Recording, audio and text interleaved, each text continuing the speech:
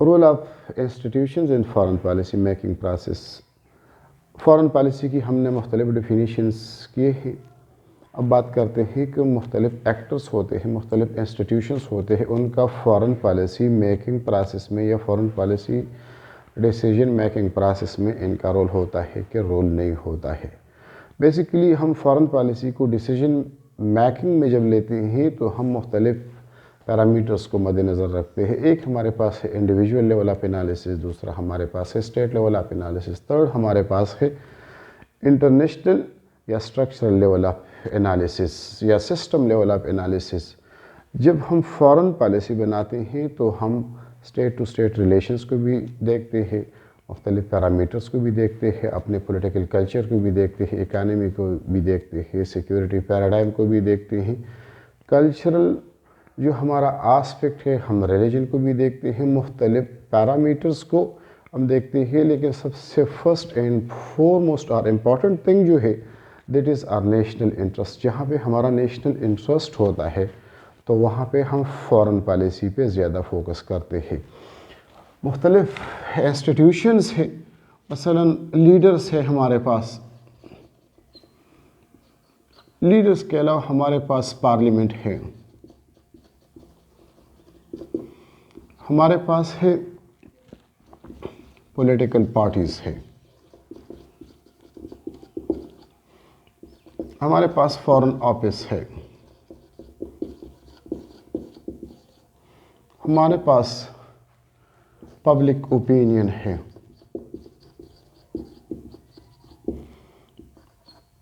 ہمارے پاس role of media ہے، ہمارے پاس مختلف جو پریشر گروپس ہوتے ہیں، ہمارے پاس انٹیلیجنس ایجنسیز جو ہے ان کا رول ہے. لیڈرز کو ہم لیتے ہیں تو لیڈرز کے ڈیسیجن میکنگ پروسیس پہ پاور پہ ڈیپینڈ کرتا ہے کہ لیڈر کتنا اسٹرانگ ہے.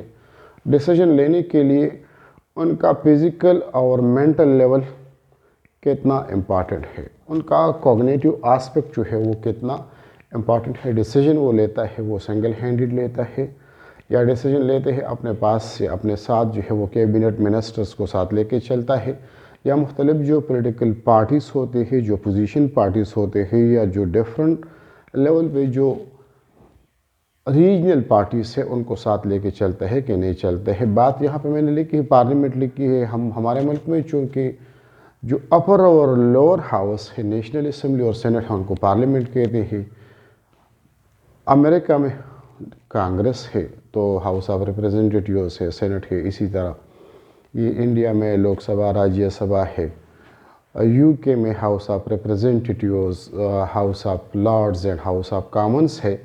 تو پارلیمنٹ کا رول ہوتا ہے، ڈیپینڈ کرتا ہے کہ پارلیمنٹ جو ہے وہ کولیشن بیسڈ ہے. پارلیمنٹ ہمارے پاس جو ہے وہ 2/3 میجارٹی والا پارلیمنٹ ہے as far as government is concerned, اور سمپل میجارٹی والا ہے. اس کے بعد پولیٹیکل مختلف پارٹیز ہوتے ہیں. کچھ پارٹیز جو ہے ان کے کئی ممالک کے ساتھ ان کے اپنے ٹرمز ہوتے ہیں، تو اسی آسپیکٹ کو مد نظر رکھتا ہے. کوئی پولیٹیکل پارٹی جو ہے وہ اسی پیک پہ زیادہ دے گا، کوئی سیکیورٹی پہ دے گا، کوئی کلچر پہ دے گا، کوئی فرینڈلی ریلیشنز پہ زیادہ زور دے گا کہ how to carry on friendly relations keeping in national interest of our state. پھر اس کے بعد فارن آفس جو ہے، فارن آفس بیسیکلی وہ اوریجن ہے جہاں پہ فارن پالیسی ہماری اوریجنیٹ بھی ہوتی ہے اور وہاں پہ فارن پالیسی جو ہے ان کی امپلیمنٹیشن بھی ہوتی ہے. Normally foreign office is represented by the foreign minister, اور فارن منسٹر کے ساتھ جو بیوروکریسی میں ان کا ایک ہیرارکیکل سٹرکچر میں فارن سیکٹری ہوتا ہے، اور اس کے نیچے مختلف ایڈیشنل ڈپٹی، اور پھر ہر کنٹری کے لیے ان کے مختلف ایک ہیرارکی ہوتا ہے. کہیں پہ ایمبیسڈرز ہوتے ہیں، کہیں پہ ہائی کمشنرز ہوتے ہیں. اور پھر پبلک اوپینین کا ایک لیکچر میں بتایا ہے کہ پبلک اوپینین کا جو رول ہوتا ہے زیادہ تر ڈیپینڈ کرتا ہے کہ لیڈر جو ہے کس طرح پبلک اوپینین ڈیولپ کرنے میں مدد کرتا ہے. کیونکہ leader is the only yardstick اور کرائیٹیریا کہ وہ لوگوں کو کس طرح اپنے ساتھ لے کے چلتا ہے. آپ اپنے پالیسیز کو، اپنے پارٹی کے مینیفیسٹوز کو کس انداز میں لوگوں کے سامنے رکھتے ہیں اور لوگوں کے سامنے پیش کرتے ہیں، جس کی وجہ سے لوگوں کا ایک پرٹیکولر ویو پوائنٹ پہ کنسنسس ڈیولپ ہوتا ہے. پھر اس کے بعد جو ہے میڈیا ہوتا ہے. میڈیا کا مین فنکشن جو ہے to present news in such a way that it becomes sensational or it becomes sensational and it become breaking, and present the news in such a way that it attract the attention of the people, of the public at large.